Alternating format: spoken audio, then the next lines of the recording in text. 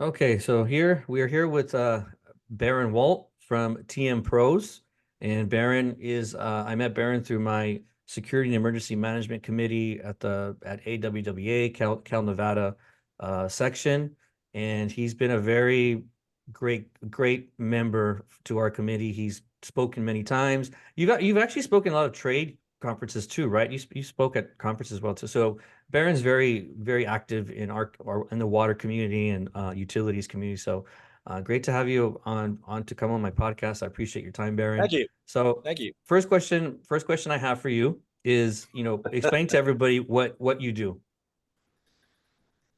Um, Technology Management Professionals, or TM Pros, is an IT managed service company. In kind of layman's terms, is that we take care of outsourced IT, and we do everything from the wall all the way to the cloud. And so, obviously, every place is different. Utilities are always different. Every water plant's different. So we are, technology experts. We go in there and help, make sure that everything is secure, everything is running smoothly. There's redundancies, and then we also have a full-on help desk, because we do have, besides the utilities, we do have end users that we, deal with, and all that fun stuff. So basically, kind of a nutshell, it's just we're IT outsourced. Okay. And do you guys specialize in water utilities, or is just kind of whoever? We have over the past few years. It's sort of like we kind of stumbled into it. We had a partnership um, with Tesco Controls, and I know that's what kind Tesco. of launched. Yeah, we kind of launched together into this, and since Tesco has been bought, so now they're owned by another I company. heard. Yeah, I heard. Ever since that, the cities have been coming to us directly. Instead of being under the Tesco umbrella, they wanted to Mm. contract with us directly. They said, "Oh, you guys know what you're talking about," and there you go. So if we've got the blessing from the city IT, then we're good to go. So Mhm. Yeah, yeah.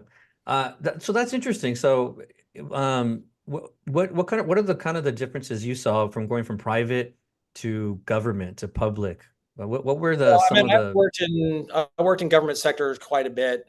We've done some very uh, secure projects. We've done some other work with utilities, kind of in a smaller sector. But the biggest difference is that the regulations that we need to adhere to. Mm, Whereas in private, you're not, it can be one thing or another. Whereas in this is very strict guidelines where you want to be exactly, and you don't want to deviate whatsoever. But for us, we love it, because that's exactly what we like. We like to have people that are paying attention to cybersecurity. They're paying attention to, the stuff that you should do or do not do. That's not always the case, but for the most part, they like to listen when we say, hey, you should probably do this or not. mm. Um, we've just enjoyed it a lot. I know there's this nuance of working with the government, that there's all these hurdles and Yep. whatnot. And these guys have been, most of the ones I've worked with have just been really awesome guys, especially at the wastewater plants. They're just down to earth. They're very helpful. I had to go out there today. We were out mounting a secure modem for a pump station, and the guy jumped in there right with me. He says, "Here, I'll help you, mount this thing." Hmm. So it's a great partnership with these companies and these municipalities and stuff. So Yeah, that is a common complaint I hear too about. But a lot of people that complain about government doing business with the government, they're not doing business with the government, so they don't know how it is. I mean, I mean, one thing that is true is if some of these private companies that do work with the government, if they're mm, the only guys in town, then they'll be like, hey, I'll get to it when I get to it. They'll yeah, overcharge, yeah, they'll do this and this. yeah. And my thing is, I charge no differently than I would in private. I definitely don't want to be in a position where they were saying, "Oh, well, you're overcharging us," or not. There never been a complaint about any of that. Um, so it's been a very good relationship with these places. So Okay. I think we're breaking the mold of all these other vendors. Well, that's Of great. like, oh, you're going That's to great. over. And so they ask me, they say, hey, what's it going to cost to do this? I'm like, no, don't worry about it. And they're just, it's kind of baffling to them that we do stuff like that because, to us, it's the longevity of relationship and making sure people Yeah. are happy. Yeah. And that's what's important to me and important Yeah. to our Cause company. yeah.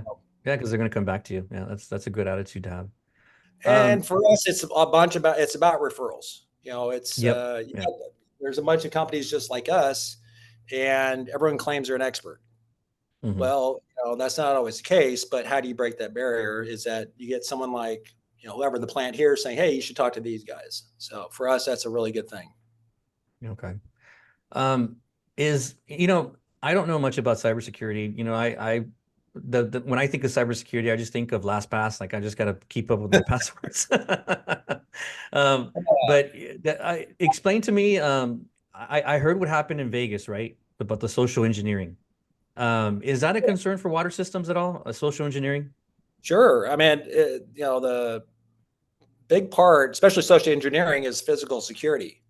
Hmm. Um, if you have that, you can have the most secure equipment known to man, but if someone has physical access to it, it's as good as gone. You could have the Wow. Wow. Cisco routers or anything like that. If you just pull power on it, plug it back in, and you could actually break into anything.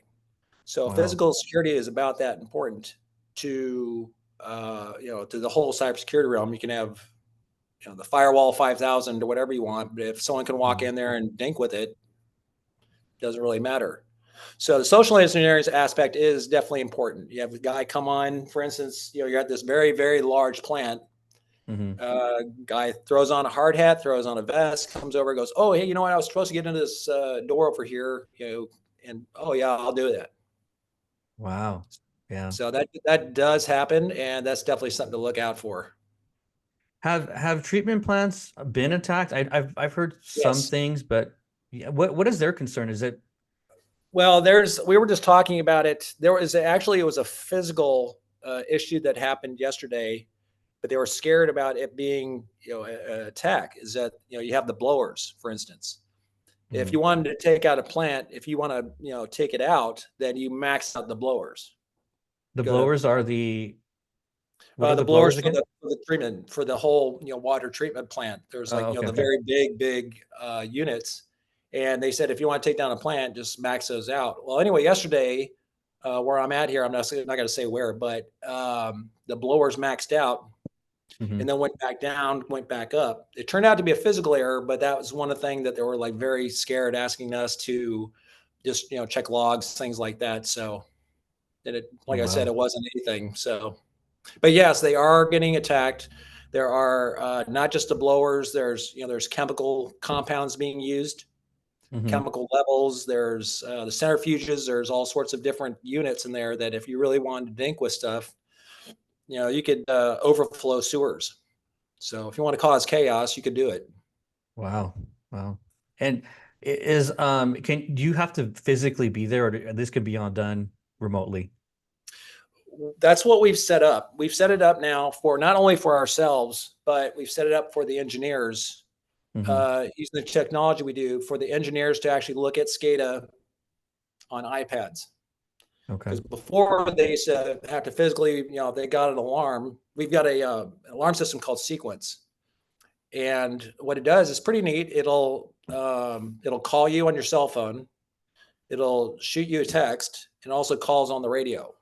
So you got, Wow. no excuse.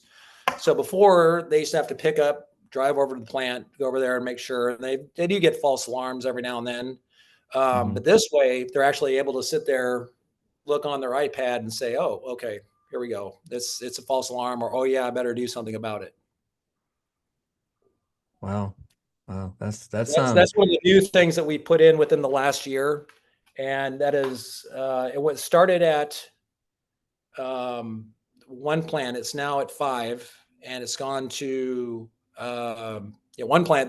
They turned around. They did two iPads. Now they got 16. Wow. So, and the same technology is the one I was talking about. The same technology that we used for the end users is also how we connect all the pump stations, all the flow meters, things that are out in the wild. As long as it has DC power, Hmm. We can put these units there, and it goes over LTE, and it's a very secure connection back to the plant. Then Oh, we have wow. a Okay. DMZ and everything else. We handle it from there. But yeah, it's been a winner. That's good. How can like a small water system, they don't have an IT department. They probably have one guy that does everything. How can small water systems protect themselves? We can do the same thing regardless of the size. It's a very low entry point for these devices, because you really want to do is get connectivity of everything to a central point. You're running, Wonderware, VT SCADA, whatever else. You want to have that in a central panel for control versus having to run around to check meters and whatnot. Um, the entry point on these is low enough that even a place with two people, you're able to afford that. Plus, I know that the city or the state and the government has been giving out money for specifically for cybersecurity. We were just talking about that with the guidelines coming out, EPA and whatnot. Um, yeah, you can do the same thing, and I'm happy to Yeah. provide that technology. We don't have to do it ourselves. I'm happy to share it with anyone. Oh, okay. That's nice. Can you explain more about I know the EPA was working on something new. Can you explain a little bit more about that? I wish I could sit there and go through that. I'm still trying to digest it myself. That's Oh, what I okay. was kind of utilizing my contact in DC, and he gave me this wall of text, and I still haven't been able to go through all of that. I just know that there's very specific, and that's what's confusing everyone. So that's why I'm hoping we can get John here pretty soon. So, Oh, okay.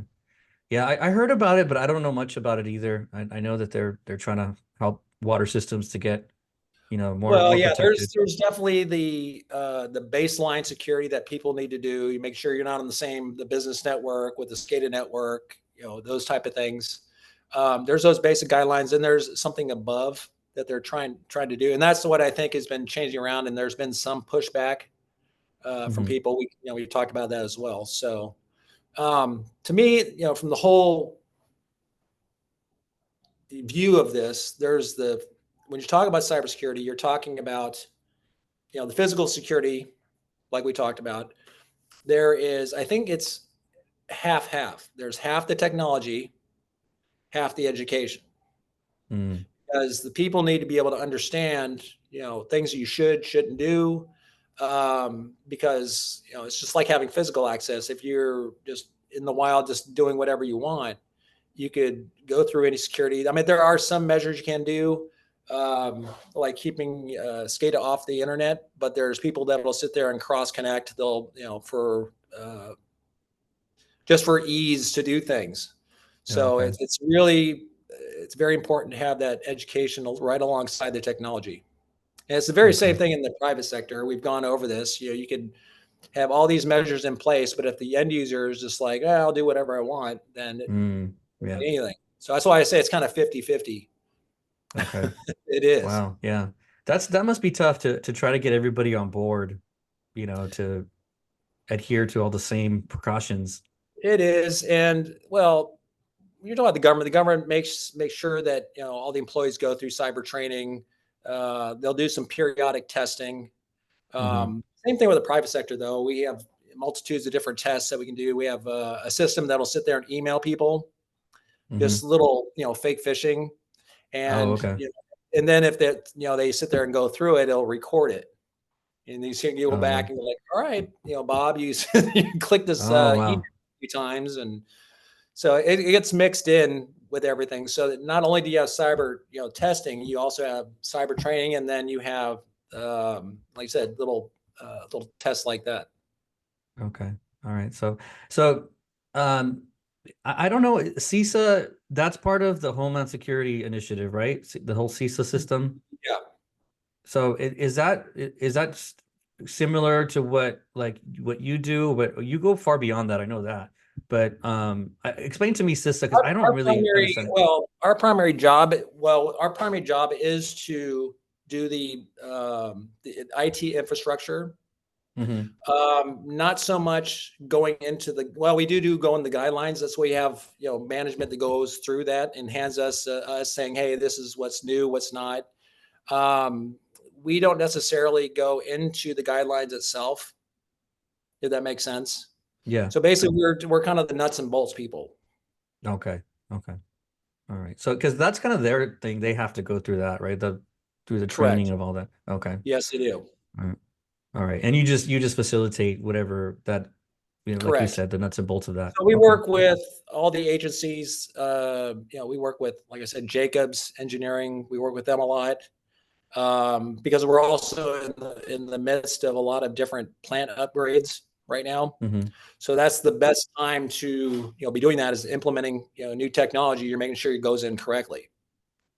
Okay. So that's where we get part of, with that, with implementation people like enterprise automation, Tesco engineering, all of those. So And these hackers that are trying to get into water systems, wastewater systems, what kind of people are we talking about? Are these people trying to get ransom money, or is no. that what their ultimate goal is? Um, well, yes and no. I mean, some of them they are foreign actors. Some of them Mhm. are just trying to be deliberately, you know, trying to terrorize, not necessarily, get money. They want to take it down. Wow. So, the a lot of the Russian, foreign actors, they're in it for the money. Some Hmm. of the ones like Iran, they're in there to, disrupt Wow. services. So either way, you need to make sure that you're set up correctly. Wow. And so that's another thing that we kind of didn't go into with our group, is disaster recovery. Yeah, talk So about that. making sure, and I think that's where a lot of places are definitely lacking, is not only the disaster recovery, but also the disaster recovery testing, which we just did like an hour ago. And that's basically making sure, if your infrastructure does go offline, how fast can you bring that back up? Yeah. So we were able to do that in about a span of about 20 minutes. Wow. So So, and you heard about these how, other how does that work? facilities that, How does that work? Like, um, so most SCADA infrastructure is running on virtual machines. hmm. So there's a point where you're doing replication of virtual machines, and there's a point of where you're doing air gapped replication. Air gapped means that, let's say, your credentials were the Hmm. ones that were compromised. Someone gets your credentials. Anything that your credentials can touch Hmm. is also, ransomware. So what you have to do is you make sure that those credentials aren't passed along. That's what they mean by air Okay. gapped. Okay. Okay. So the Wow. infrastructure itself, it can't. Let's say you have, Windows. You have your Windows machine, and you've got, shares. You've got whatever. You got a USB stick connected to your machine, doing your backups there. If your machine was compromised, what it's going to do is hit everything that you've got access to. Mm. So all your network shares, your USB sticks, if you're doing backups to a Windows share, that's gone. Shadow copies, all of that is all, history. And so when you've heard about these cities getting hit, Atlanta, Hmm. whatever, and they were down for 2 weeks. Wow. Yeah, they were actually offline for 2 weeks. And so Wow. it's just, there's a lot of, low hanging fruit that people need to go through and say, all right, this is not the smartest thing we've ever done. And Hmm. they also need to look at how quickly can we bring this back up if something happens. Wow. There's a water facility that was breached because they had their SCADA network on the business network. And they were running, you remember the FortiGate breach? I think it was about a year No. ago. No. FortiGate had a breach, and so these people got in through this VPN access onto the FortiGate and Hmm. completely wiped out, or ransomware, the entire infrastructure, including the SCADA network. Wow. And so we are having a talk with them because they want to just come in there and help rescue them, which we do a lot. And the guy was like, well, I'm going to take this FortiGate and go out there and shoot it. And, Yeah. and I was like, as we looked at it, the FortiGate breach, or the bug in it, was 4 iterations ago, the firmware. So he didn't update that at all. Oh. So I was, it's one of those things that you have to keep updated. Windows is the same way. If there's security updates, you need to do it. Wow. So it was just because he didn't update the firmware. Correct. Wow. That's so simple. Yeah, like I said, it's low hanging fruit. It's low hanging fruit Wow. to make sure your backups are running. It's low hanging fruit just to not connect things together. It's low hanging fruit not to, give your SCADA infrastructure internet access. I mean, there's all sorts of things that is low hanging fruit, but sometimes people are just like, well, I'll get it tomorrow, or we don't have the money for it, or this or that. Yeah. That's interesting. That's really interesting how simple it could be and it could just take It down the whole usually is. system. Honestly, if you look at any of the breaches, it's been something very simple. The one in Texas was Uh-huh. guy had a team viewer open on his PC that was connected to SCADA. And so they got into that, and then they were in there adjusting pH levels in the water system. Wow. Or maybe it was like, Wow. I think that was Texas. I was thinking that, or it was the Bay Area, something with the San Francisco. They had the same similar deal where guy had, team viewer open, left it open unattended. Hmm. What's going to happen? Wow. Sheesh. That's scary. That's so scary. Yeah, it is. But that's, So, that's kind of the reason why they're coming out with these different guidelines saying, hey, you need to do this. And that's why they've also offered, say, hey, not only are these your guidelines, but here's some money to do it. okay. So that's what we've been kind of going along with, coming in with a low entry point of getting yourself secure, and it doesn't break your bank. So it's Wow. been a Interesting stuff. process. Yeah. Interesting stuff. And did you hear about I got sent an article about I think it was last week about the feds warning a bunch of water systems about a possible Iranian and Chinese cyber attack. Oh yeah. But do you know a little bit about that?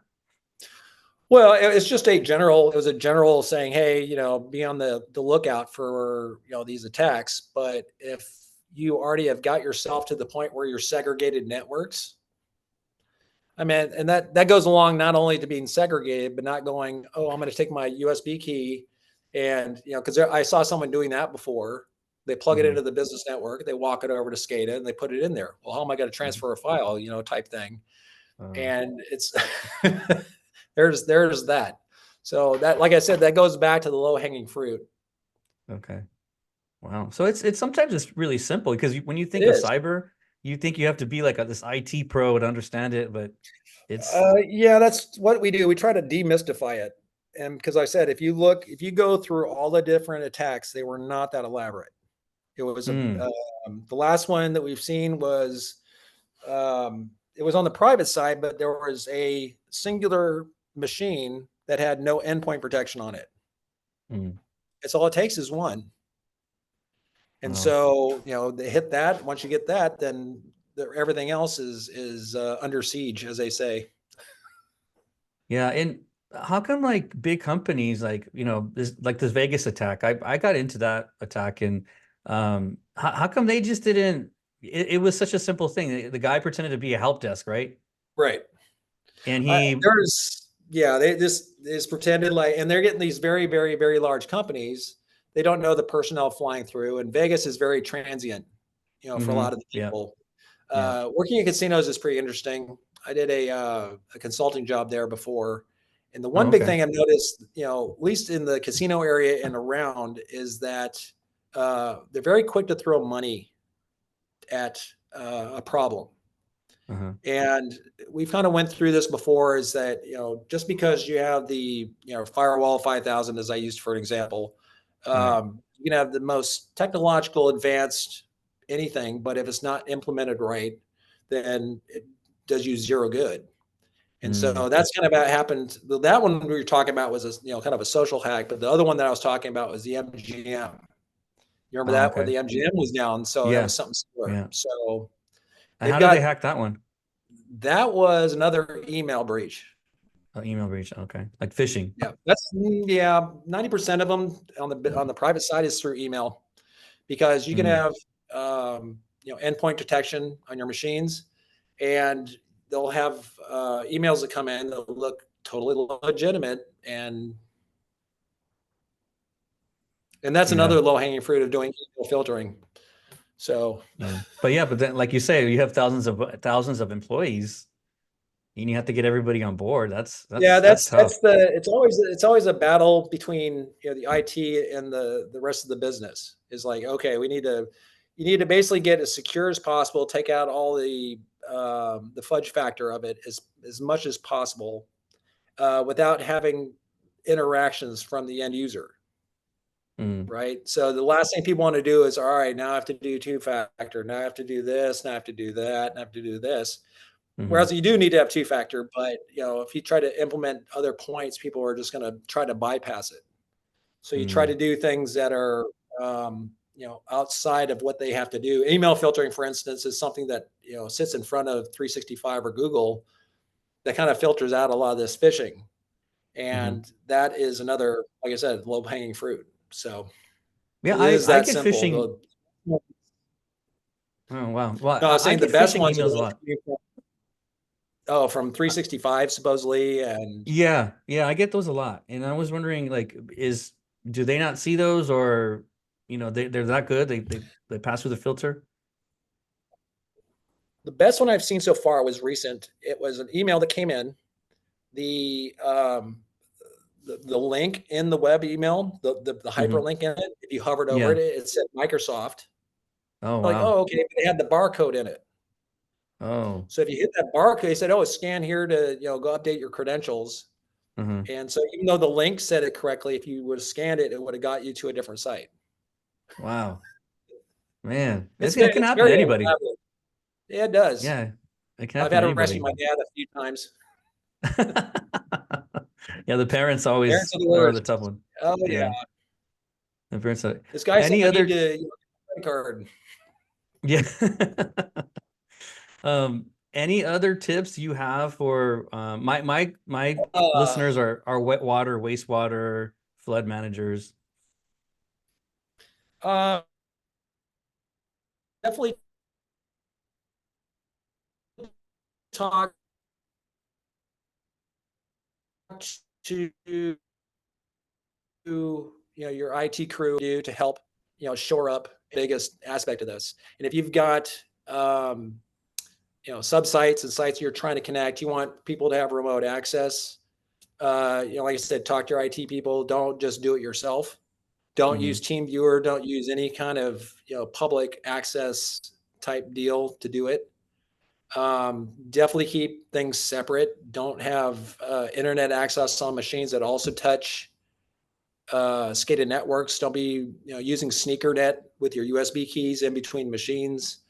Um, I mean, if you do those things, you're going to be pretty well off. Oh, okay.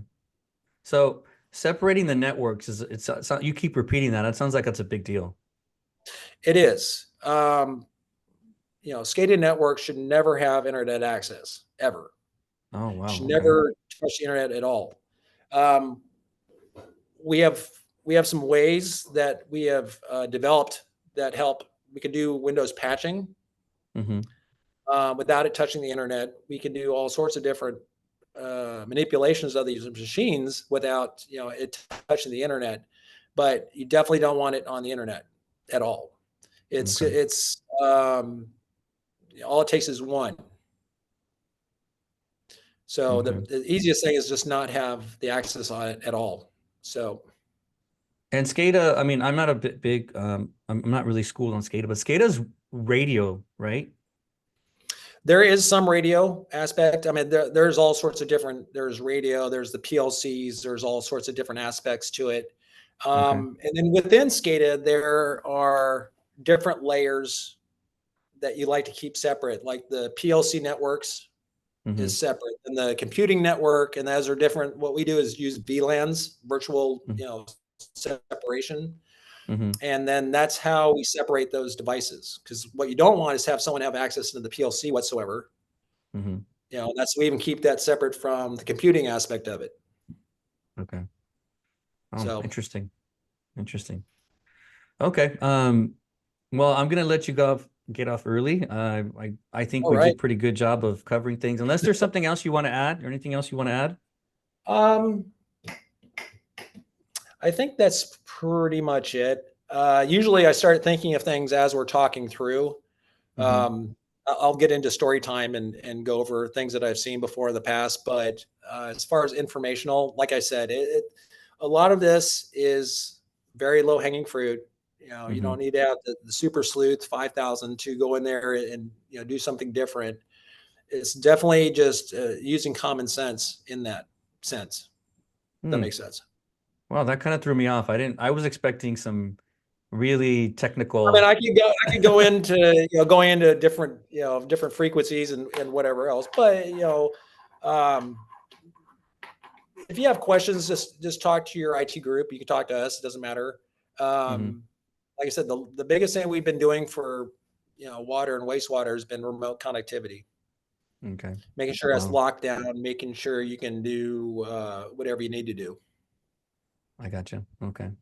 Wow. Okay. And if people want to contact you, Baron, what's the best way to contact you? You can just call, 888-955-7767, and then just call through extension 16. Or you can email me at bwolt, WOLT at tmpros.com. Okay. I'll be All happy right. to answer questions. Yeah. So yeah, Baron is actually he's very helpful. He's the most friendliest guy. So if anybody's listening, well, be feel free to contact him. He'll help you out. Okay. Well, we'll end it here, Baron. Again, thank you for your time, and I appreciate you with all your information you provided for my listeners. I'm sure they're gonna love it. All right. Well, glad to be on it. Okay.